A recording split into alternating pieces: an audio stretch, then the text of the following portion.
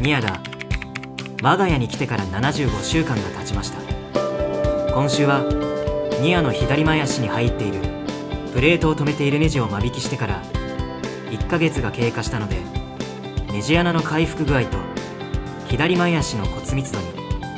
変化が出ているかを確認してきました。ニアは相変わらず病院への警戒心が強いので、病院近くに来ると車の中でも遠吠えみたいな声を出して怖いから行きたくないアピールをしてきます。病院に到着してレントゲンを取ってもらい、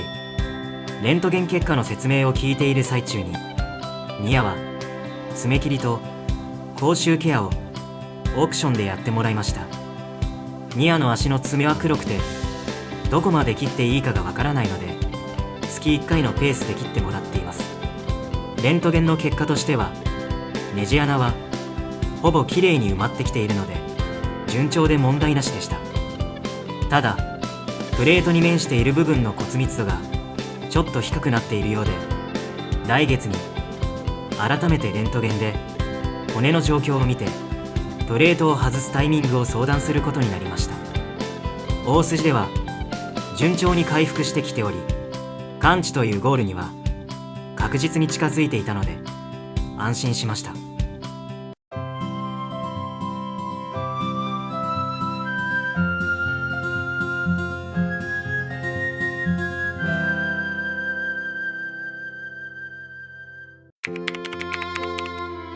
さて、ニアの診察を受け、ニアの骨密度を改善するには運動や食事、日光浴などを行うことが効果的という話だったので、先週に引き続き野山散策にやってきました。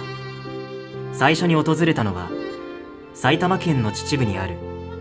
リトリートフィールド真洞稲穂山です。真洞稲穂山は一人の花坂じいさんによって30年かけて作られた民営の一山を丸ごと使った自然公園です。前回は国営公園でしたが、民営の場合はどんな感じになるのかを見てみたくなり、山の匂いが大好きなニアを連れてきたというわけです。早速車を止めてニアと散策路を歩き始めたところで、そういえば秩父の花粉状況を調べてこなかったので、ひょっとしたら花粉症を発症してしまうかもしれないという心配が頭をよぎりました。花粉症といえば職場でも黄砂や花粉症でマスクが手放せないという話が上がった時に全く影響を感じていなかった飼い主に対して、花粉症とかは現代病だから現代病にかかれない飼い主さんは変人ですね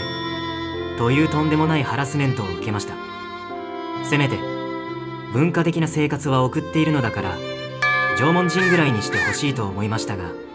今週はずっと原人扱いでした。そんなことを思いながら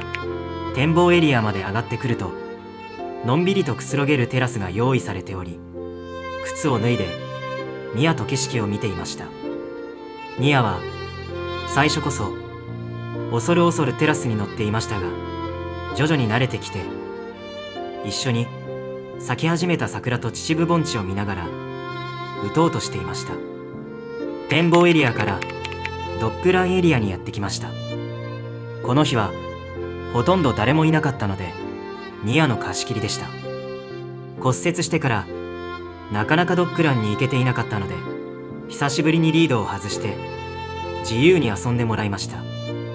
最初はニアがいきなり走り出してしまうかもと心配していましたが、ゆっくり歩くことに慣れてしまったのか、駆け出すことはせず、ただただ貴族のように優雅に歩きながら訓活をしていました。でもそれだけだと心配なので、軽く走ってもらいながらネジが抜けた状態でも問題がないかを確かめさせてもらいました。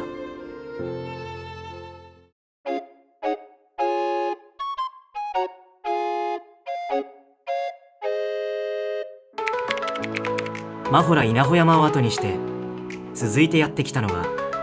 秩父ミューズパークです。秩父ミューズパークには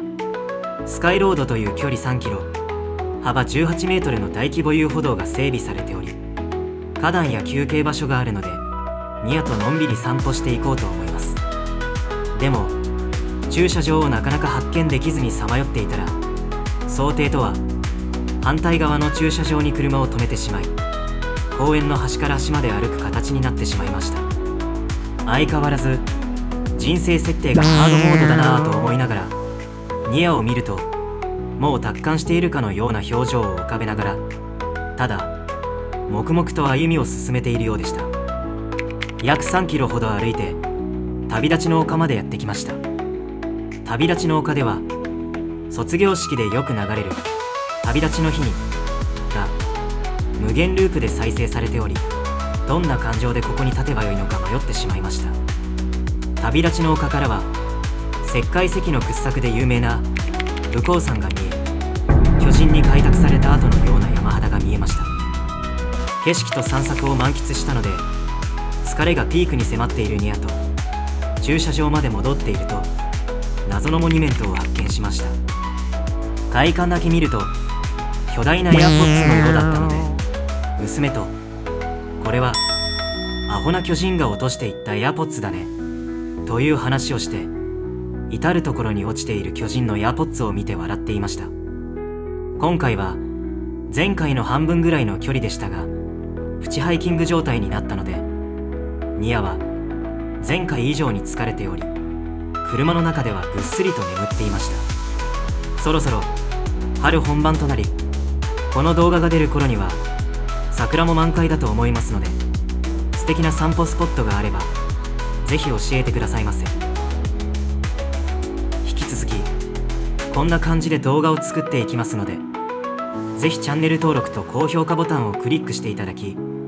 アドバイスコメントをよろしくお願いいたします。